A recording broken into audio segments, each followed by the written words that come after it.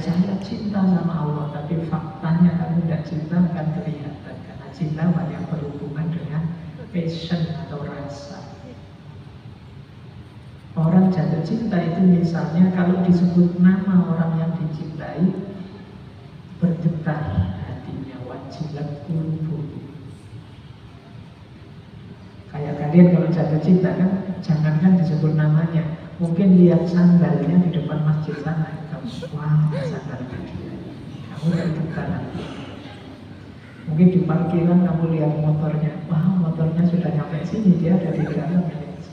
Pikirannya selalu arahnya ke dia, tergetar hatimu setiap kali disebut namanya, setiap kali bersentuhan dengan semua yang berhubungan dengan dia. Maka kalau kamu sudah cinta, mendengar nama Rasulullah Muhammad, pasti kamu tergetar. Kenapa? Rasulullah Muhammad Shallallahu Alaihi Wasallam adalah yang paling dicintai oleh Allah. Kayak kalian kalau melihat orang yang dicintai oleh kekasihmu, misalnya orang tuanya, adik, itu kan kamu juga ada getaran. Melihat semua makhluknya Allah, mau tidak mau kamu juga tergetar. Ini ciptaannya, ini hasil irodanya, sehingga lahir bunga, lahir hewan. Semua yang ada di sekelilingmu akan jadi kendaraan menomorsatukan Allah menuju Allah. Jadi kenapa harus cinta jalannya? Karena cinta membuatmu melihat apapun akan ingat Allah. Karena apapun yang ada di dunia ini ciptaannya. Ketika melihat ciptaannya, pasti akan membawamu pada penciptaannya.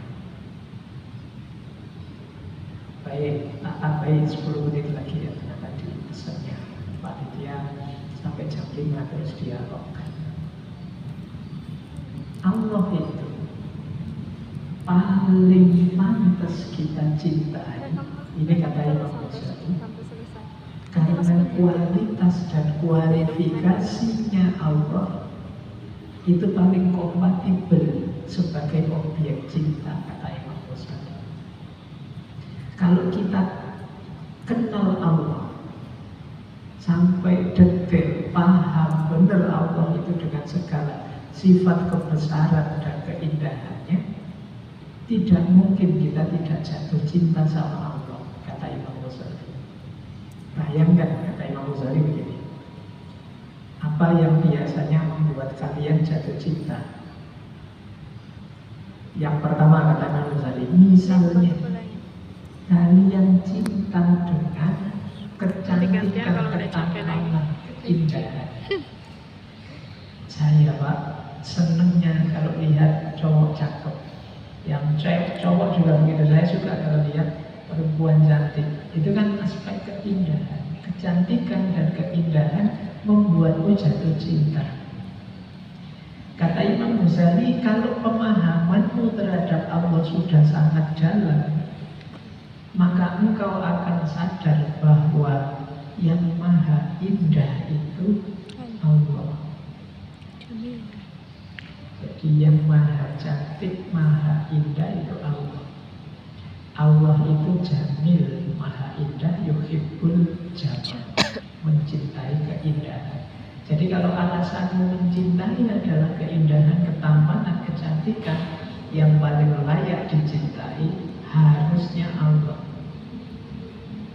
Nah, nanti boleh mulai konfirmasi ke pacarnya masing-masing, ya kamu cinta aku karena apa? Karena kamu ganteng sih. Oh, kalau begitu ada Allah yang maha ganteng, harusnya kamu juga mencintai Allah. Yang kedua, kalau engkau mencintai yang baik-baik, kalian kan sering, kalau kamu suka sama aku, kamu baik sih, kebaikan yang meluluhkan hatimu sehingga kamu mencintai. Kata Imam Ghazali, lu terus siapa yang kamu sebut maha baik itu kalau bukan Allah? Kalau kebaikan manusia yang sepele dan simpel saja membuatmu tersentuh, jatuh hati, jatuh cinta, kebaikan Allah yang sebesar itu harusnya lebih membuatmu tersentuh. Kita diizinkan hadir di muka bumi ini. Kita diberi banyak fasilitas luar biasa. Apalagi kita manusia diistimewakan dengan banyak keistimewaan. Kita diberi akal, naluri, nurani. Alam semesta bumi ini rasanya memang dibikin khusus untuk kita. Suhunya, udaranya, atmosfernya itu rasanya memang disiapkan khusus untuk kita manusia. Tidak mungkin kebetulan. Kurang baik apa Allah. Semua kebetulan kita bisa terpenuhi. Segala keinginan kita disiapkan. Kalau melihat betapa alam semesta ini sangat luas, yang bumi hanya setitik debu di antaranya. Keseriusan Allah menyiapkan bumi agar kita bisa tinggal di atasnya, itu kan menunjukkan Allah sangat sayang dengan kita. Bayangkan kalau ritmenya alam itu digeser sedikit, matahari itu mungkin lebih dekat satu jengkal saja, bumi bubar. Mungkin bisa terbakar, atau lebih jauh satu jengkal kita bisa beku, atau atmosfernya dihapus sedikit, itu kita bisa bubar. Jadi kalau alasanmu cinta adalah kebaikan, siapa yang maha baik selain Allah? Kemudian kata Imam Ghazali lagi, kalau alasanmu mencintai adalah kegagahan, kekuatan, nah mungkin mahasiswa-mahasiswa yang suka, yang saya suka laki-laki jantan, Pak, yang gagah, yang hebat. Oke, nggak apa-apa, manusiawi. Tapi coba kalian pikir lagi, siapa yang maha gagah, maha hebat? Kalau bukan Allah. Jadi kalian tidak perlu capek-capek mencari alasanmu untuk mencintai Allah. Alasanmu untuk mencintai apapun selama ini, bawa ke Allah, akan ketemu bahwa puncak alasan itu adalah Allah sendiri. Kamu mencintai keindahan, kegagahan, ketertiban, kebaikan, apalagi semuanya ada pada Allah.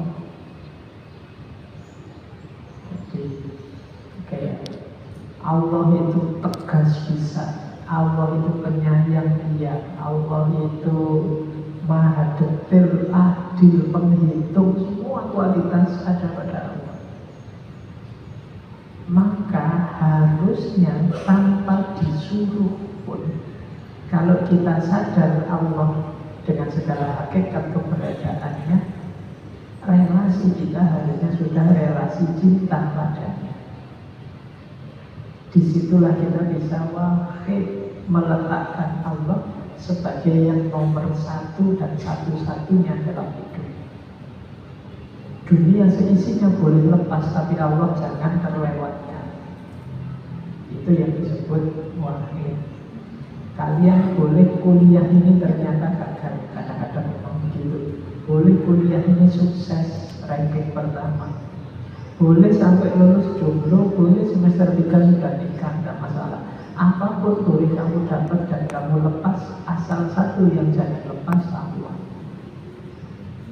Hidup dengan pertimbangan Allah, hidup dengan kesadaran Allah. Itu nanti yang akan jadi kunci ketauhidan.